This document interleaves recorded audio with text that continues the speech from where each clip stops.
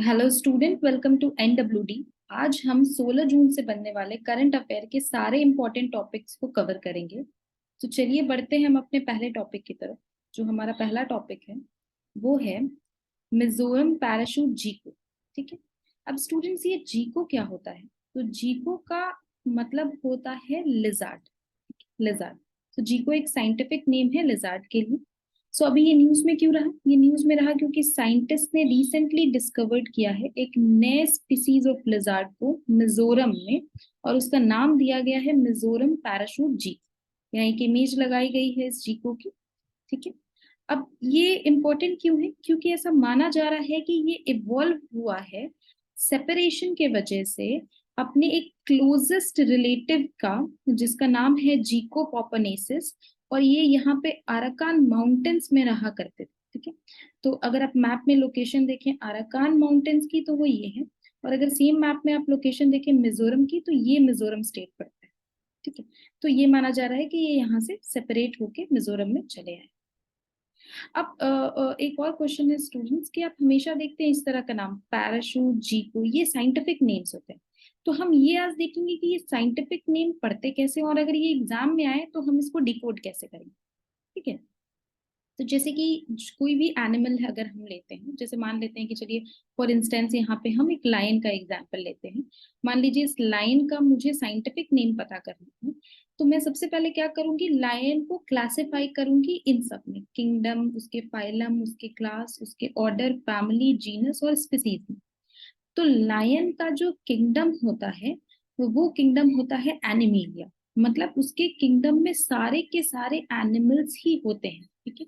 तो अब जैसे हम यहाँ पे ट्री देख रहे हैं, तो ये जो ट्री है इसको हम कैंसिल कर देंगे बिकॉज ट्री जो है, ठीक है, वो एनिमल में बिलोंग नहीं करता है, तो ट्री हम यहाँ से हटा देते हैं। देन अगर हम लायन के फाइलम को देखें तो वो कॉर्डाटा होता है। तो मतलब ऐसे एनिमल कॉर्डाटा में बिलोंग करते हैं जिन सबके पास एक बैकबोन होता है। ठीक है। तो अर्थवॉर्म जो है उसका बैकबोन नहीं होता है, तो उसको भी हम यहाँ से क्रॉस कर देते हैं, हटा देते हैं। ठीक है। अगर उसका क्लास देखे लायन का तो वो मैमिलिया में होता है। मैमिलिया उसको कहते हैं जिन एनिमल्स को जिनके पास हेयर या फर होता है उनके बॉडी पे। तो इसमें हम फिश को हटा देते हैं क्योंकि फिश के बॉडी पे हेयर या फर नहीं। ऑर्डर देखे लायन का तो कार्निवोरा होता है, मतलब मीट ईटिंग होता है। तो इसमें हम डियर को हटा देते हैं क्योंकि वो मीट ईटिंग नहीं होता है, हर्बीवोरस होता है। लाइन की फैमिली देखें तो उसको बोलते हैं फिलिडिए, क्योंकि इनके पास रिट्रैक्टेबल क्लॉज होते हैं जो कि बियर के पास नहीं होते हैं, तो हम बियर को भी इसमें से हटा दे रहे हैं। देन उसका जीनस देखें तो वो पैंथेरा होता है। पैंथेरा मतलब रोरिंग कैट्स होते हैं ये। तो घर में जो किटी होती है वो रोर नहीं करती लायन जैसा, तो हम इसको भी यहाँ से हटा देते हैं। स्पीसीज की बात करें तो स्पीसीज उसको कहते हैं जो कि अपने सेम स्पीसीज के साथ इंटरब्रीड कर सके और फिर ऑफस्प्रिंग्स को प्रोड्यूस कर सके। तो हम इसमें से टाइगर को हटा देते हैं क्योंकि अगर टाइगर और लायन ब्रीड करेगा तो उसके ऑफस्प्रिंग्स पैदा नहीं होंगे। तो फाइनली हमारे पास जो स्पीसीज बच जाती है जो इन सबको मीट करती है वो होती है लायन। अब इसके साइंटिफिक नेम के लिए हम क्या करते हैं, सबसे पहले उसके जीनस का नाम लिखते हैं, फिर उस एनिमल की स्पीसीज का नाम लिखते हैं। तो इसीलिए लायन का अगर साइंटिफिक नेम देखें तो पड़ता है पैंथेरा लियो। ठीक है। अब सिमिलरली अगर हम देखना चाहें जो हमारा मतलब लिजार्ड था उसका अगर हम साइंटिफिक नेम देखना चाहें कि उसको कैसे रखा गया है, तो हम अपने नेक्स्ट स्लाइड में देख सकते हैं। तो उसका नाम रखा गया है पैराशूट जीको। सो जीको जो है ये इसका डिसीज नेम हो जाएगा, और पैराशूट जो है ये इसका जीनस हो जाएगा। ठीक है। अब हम मूव करते हैं अपने नेक्स्ट टॉपिक की तरफ। तो हमारा नेक्स्ट टॉपिक जो है वो है general consent to the central bureau of investigation. Okay, that is in short known as CBI. ठीक है। तो अब हम इसमें समझेंगे कि ये जनरल कंसेंट क्या होता है और थोड़ा सीबीआई के बारे में भी जानेंगे। ठीक है, देखते हैं सीबीआई के बारे में। तो सीबीआई जो बॉडी है, ठीक है, उसको सबसे पहले 1963 में संथा नाम कमेटी की रिकमेंडेशन पे लाया गया था। ये एक स्टैट्यूटरी बॉडी नहीं है। स्टैट्यूटरी बॉडी होने का नहीं मतलब ये लॉ मेकिंग के थ्रू नहीं आया, किसी लेजिस्लेशन का ये पार्ट नहीं है। ठीक है।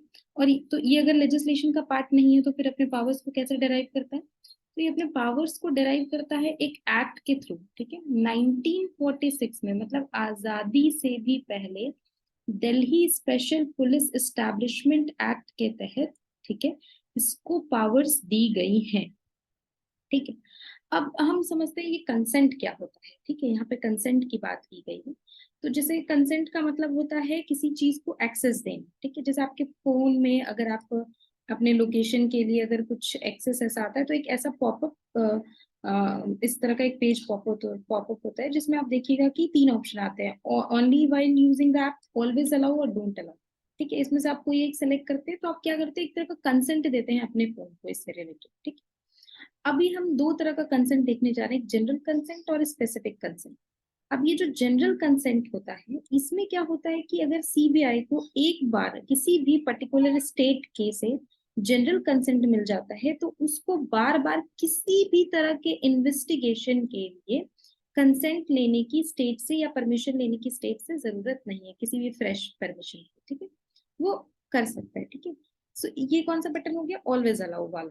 ठीक है, लेकिन अगर क्या हो ऐसे केस में कि अगर कोई जो स्टेट है वो जनरल कंसेंट को ही विथड्रॉ कर ले, मतलब वो अलाउ नहीं करती है, मतलब वो चाहती है कि आप बार बार पूछो बिफोर एनी इन्वेस्टिगेशन, तो फिर क्या होगा, जब वो एक बार विथड्रॉ कर लेती है जनरल कंसेंट को तो स्पेसिफिक कंसेंट आ जाता है। ठीक है, विड्रॉल के बाद क्या होता है कि सीबीआई को बार बार कंसेंट लेना पड़ता है, consent for investigation from the concern state government. ठीक है, किसी भी केस से पहले। ठीक है, सो ये हो गया हमारा स्पेसिफिक कंसेंट। अब ये न्यूज में क्यों रहा, ये न्यूज में इसलिए रहा क्योंकि जो तमिलनाडु की गवर्नमेंट है या तमिलनाडु जो स्टेट गवर्नमेंट है उसने रिवोक कर लिया है। ठीक है, इस कंसेंट को। ठीक है, जनरल कंसेंट को। अब वो चाहती है कि स्पेसिफिक कंसेंट के लिए सीबीआई अप्लाई करे। वैसे सीबीआई जो है ये बहुत ज्यादा न्यूज में रही है पिछले 2-3 सालों में। आप देख सकते हैं, अगर बॉलीवुड ले लें या फिर स्टेट ले लें, किसी भी तरीके से ले लें, बॉलीवुड में सुशांत सिंह का केस हो या फिर आर्यन खान का केस हो या फिर स्टेट गवर्नमेंट में जितने भी पॉलिटिकल लीडर्स हैं उनके ऊपर जो रेड्स पड़े, इसको लेके पिछले 2-3 साल से सीबीआई बहुत ज्यादा न्यूज में है। इसलिए ये जो पर्टिकुलर टॉपिक है ये हमारे लिए बहुत इंपॉर्टेंट हो जाता है एग्जाम पॉइंट ऑफ व्यू से। नेक्स्ट हम देखते हैं गोल्डन जैकल के बारे में। ठीक है, तो गोल्डन जैकल के बारे में न्यूज बस इतनी है कि एक ये जो गोल्डन जैकल है वो एक वेल था। ठीक है, अप्रोक्सीमेटली 25 फीट डीप, और ये इसमें गिर गया था। ठीक है, तो इसे निकाला गया है, सक्सेसफुली निकाल दिया गया है, रेस्क्यू कर दिया गया है इसको।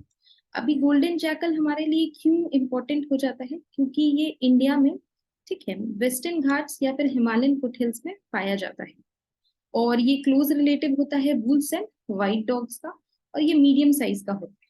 ठीक है, अब हम अपने नेक्स्ट टॉपिक को देखते हैं। नेक्स्ट टॉपिक हमारा है ओपन मार्केट सेल स्कीम, जो कि एग्जाम पॉइंट ऑफ व्यू से बहुत ही ज्यादा इंपॉर्टेंट है।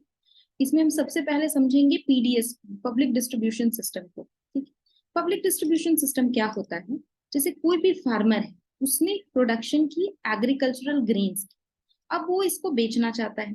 बेचने के लिए सरकार आगे आती है, सरकार की एक बॉडी है जिसका नाम है food corporation of India, FCI.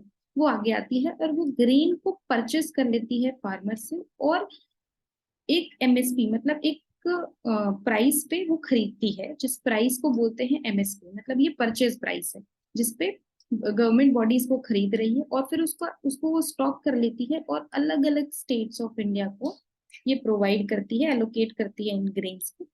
और जो स्टेट है वो जिस प्राइस पे एफसीआई से ये ग्रेन्स खरीद रहे हैं उसका नाम है सेंट्रल इशू प्राइस। ठीक है, अब यहाँ पे स्टेट का बहुत बड़ा रोल आ जाता है। स्टेट क्या करती है, स्टेट इस ग्रेन को डिस्ट्रीब्यूट कर देती है फेयर प्राइस शॉप्स में, और शॉप्स वापस से सीआईपी से मतलब सेंट्रल इशू प्राइस से इसको खरीद लेते हैं। ठीक है, अच्छा, स्टेट का बहुत इंपॉर्टेंट रोल हो जाता है सेंटर के, सेंट्रल गवर्नमेंट के इस पीडीएस सिस्टम को वर्किंग कराने को, क्योंकि स्टेट ही जो पहले तो फैमिलीज को आइडेंटिफाई करती है कि वो पॉवर्टी लाइन से नीचे है या नहीं, फिर उनके लिए राशन कार्ड इशू करती है। मोर ओवर ये जो एफ फेयर प्राइस शॉप्स हैं इसकी भी फंक्शनिंग को सुपरवाइज करती है। ठीक है, किसी तरह का करप्शन होने से रोकती है, तो इसलिए स्टेट का बहुत बड़ा रोल हो जाता है।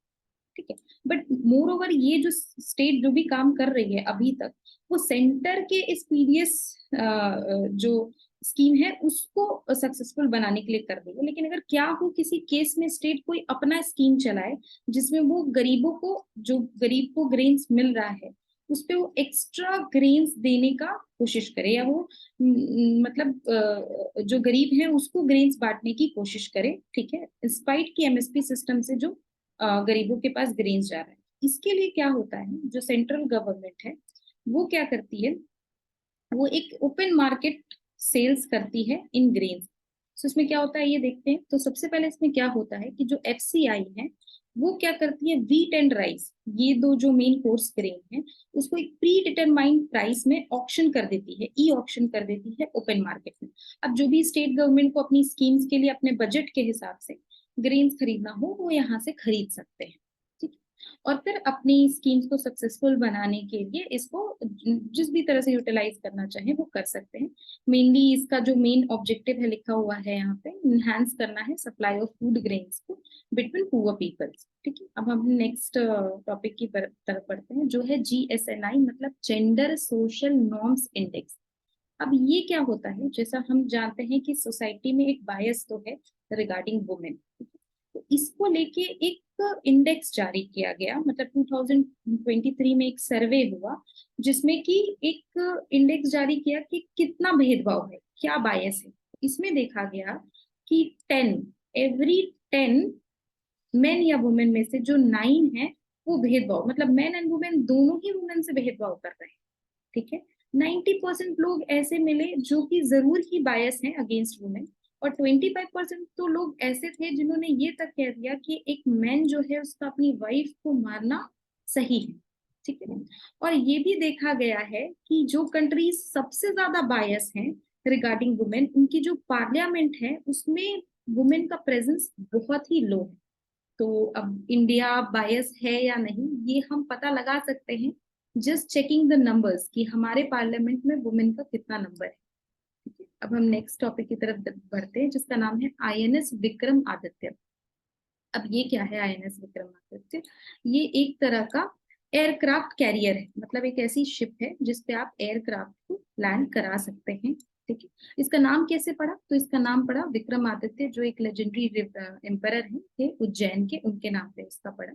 इसकी हिस्ट्री देखें अगर आईएनएस विक्रम आदित्य की, तो सबसे पहले क्या था, ये सोवियत नेवी में इसने सर्व किया, ठीक है। और इसको 1996 में डीकमीशन कर दिया गया था, फिर 2013 में इसको वापस से रिफर्बिश करके कमीशन किया गया है, ठीक है।